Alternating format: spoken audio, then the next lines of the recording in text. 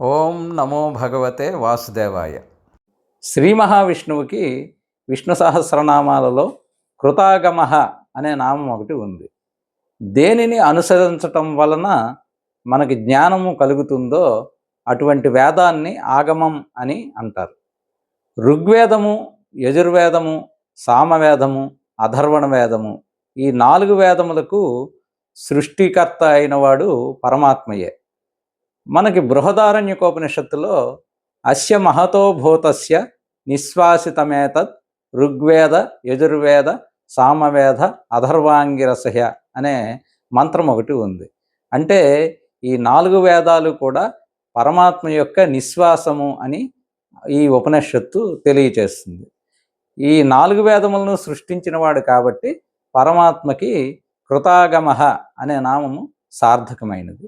స్వస్తి.